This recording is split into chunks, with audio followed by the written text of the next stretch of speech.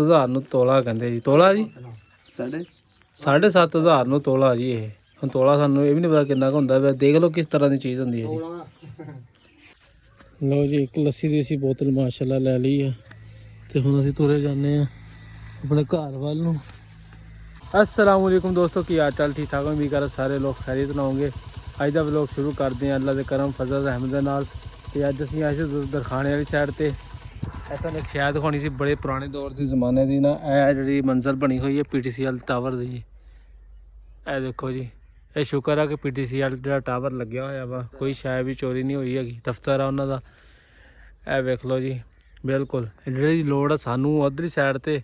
जे साढ़े पिंड च लग जाए तो क्या ही बात नहीं। सानू PTCL की बहुत जरूरत है। नैटवर्क हो रहा कोई नहीं, चल रहा कोई नहीं किसी काम का। मंजिल बड़ी टाइट बनी आ, बेहतरीन। साड़ी वीडियो लाइक करो। लो जी, असीं बजुर्गों को आए थे तो असीं जिंदगी के ज़ाफरान नहीं देखा सीगा। बजुर्गों ने सानू दिखाता, कहते यह चीज़ ज़ाफरान होंदी है। यह वेख लो जी, तुसीं भी वेख लो। 7,000 तोला कहते जी। तोला जी 7,500 तोला जी। ये ਹੁਣ ਤੋਲਾ ਸਾਨੂੰ ਇਹ ਵੀ ਨਹੀਂ ਪਤਾ ਕਿੰਨਾ ਕੁ ਹੁੰਦਾ। ਵੈਸੇ ਦੇਖ ਲਓ ਕਿਸ ਤਰ੍ਹਾਂ ਦੀ ਚੀਜ਼ ਹੁੰਦੀ ਹੈ ਜੀ।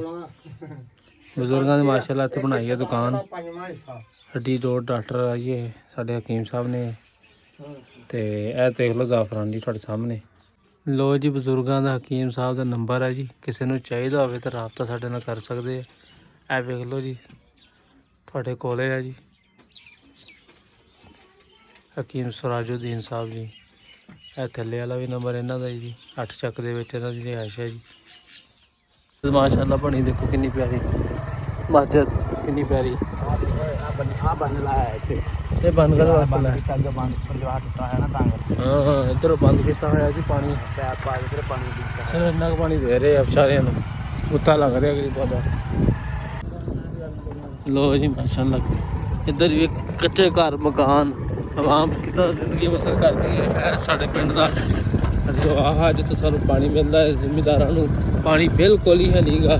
थोड़ा थोड़ा पानी होता है, साढ़ा गुजारा ही नहीं होता है। की करिए, वेख लो इन्ना पानी ना भला जिमीदार का की बनता है। अरे वाला खड्डे टोए किन्ने इतने आए।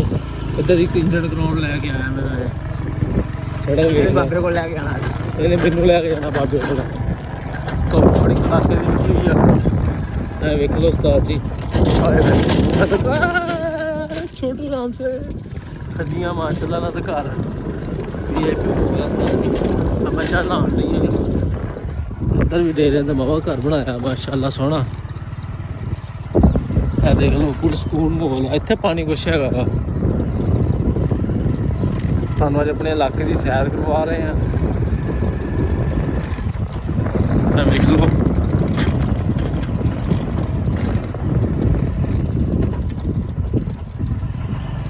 साडा इलाका देख लो कच्चा, कच्चे का इलाका,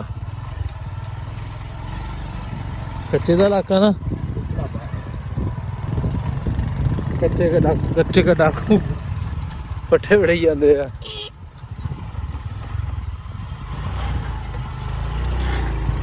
मेहरबानी जी, शुक्रिया जनाब।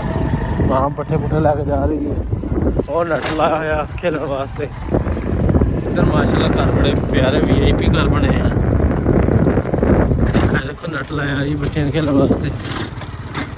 मेरे नाल दा शिकारी है ना अगला, ये भी नट खेलदा ते नट नूं बड़ा घूर घूर के वेखण दिया।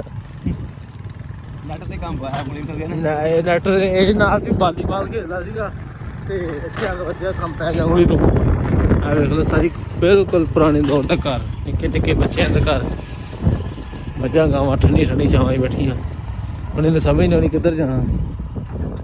हाँ, समझ आ गई। लो जी माशाल्लाह, पुराने दौर के घर देखो, बोर्ड की छां वेखो, उंगली देखो तो बांह देखो माशाल्लाह। देखो जी असीं जा रहे हैं जवाहे के नाल नाल। लोग डेरिया से बैठे आ, पुराने पुराने घर आ, बीतिया होया वेला ते कितना सुकून है इत्थे। वेला कोई शोर शराबा नहीं होगा बिल्कुल ही। ते असीं भी जा रहे हैं माशाल्लाह। साडा 5वां रोज़ा वा। मेरे नाल दी खाचा ये उंगली टुटी सी, फिर लैके जा रहे बाबे को। अल्लाह खैर करेगा।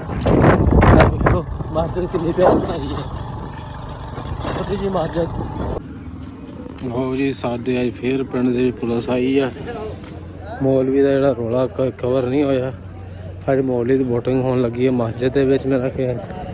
ਅਸੀਂ ਜਾ ਰਹੇ ਨੇੜੇ ਨੇੜੇ, ਆਵਾਮ ਬਹੁਤ ਇਕੱਠੀ ਹੋ ਗਈ ਹੈ। ਵੇਖਦੇ ਹਾਂ ਕੀ ਕਰਦੇ ਆ। ਚੜ ਲਵੇ ਵੇਖ ਲਓ ਉਸਤਾਦ ਜੀ, ਇੱਥੇ ਮਸਜਿਦ ਬਣ ਰਹੀ ਡੇਰੇ ਤੇ ਇਹ ਸਾਈਡ ਤੇ ਮੈਂ ਜਾ ਰਿਹਾ ਲੱਸੀ ਲੈਣ। ਇਹ ਦੇਖੋ ਬੋਤਲਾਂ ਮੈਂ ਲੈ ਕੇ ਆਇਆ ਪਿੰਡੋਂ। ਆਵਾਮ ਜਾ ਰਹੀ ਹੈ ਰੋਡ ਦੇ ਨਾਲ ਤੇ ਮੈਂ ਜਾ ਰਿਹਾ ਲੱਸੀ ਲੈਣ, ਕਿਉਂਕਿ ਅਫਤਾਰੀ ਵਾਸਤੇ ਵੀ ਚਾਹੀਦੀ ਆ ਤੇ ਸਹਿਰੀ ਵਾਸਤੇ ਸੁਬਾਹ ਵਾਸਤੇ ਚਾਹੀਦੀ ਆ। ਡੇਰੇ ਮਾਸ਼ਾਅੱਲਾ ਸਾਰੇ ਦੀ ਸਾਈਡ ਤੇ ਸਾਰੇ ਲੋਕ। ਮੌਸਮ ਦੇ ਕਿੰਨਾ ਪਿਆਰਾ। ਸਹਿਰੀ ਦਾ ਟਾਈਮ ਸੌਰੀ ਅਫਤਾਰੀ ਦਾ ਟਾਈਮ ਰਹਿੰਦਾ ਪੂਰਾ 1 ਘੰਟਾ। ਅਸਰ ਦੀ ਨਮਾਜ਼ ਪੜ੍ਹ ਕੇ ਤੇ ਫਿਰ ਮੈਂ ਆਇਆ ਵਾ। ਵੇਖੋ ਕਿੰਨੀ ਸੁੱਖ ਸ਼ਾਂਤੀ ਹੈ। ਲੱਸੀ ਲੈਣ ਵਾਸਤੇ ਸਾਨੂੰ ਬੜੀ ਦੂਰੋਂ ਆਉਣਾ ਪੈਂਦਾ। 2 ਬੋਤਲਾਂ ਵਾ, ਇੱਕ ਜਮ੍ਹਾਂ ਕਰਾ ਦੇਣੀ ਹੈ, ਇੱਕ ਲੈ ਲੈਣੀ ਹੈ। ਇਹ ਦੇਖ ਲਓ ਬਜ਼ੁਰਗ ਬੈਠੇ ਆ। ਡੇਰਾਦਾਰੀ ਸਾਰਾ ਇਹ ਦੇਖ ਲਓ।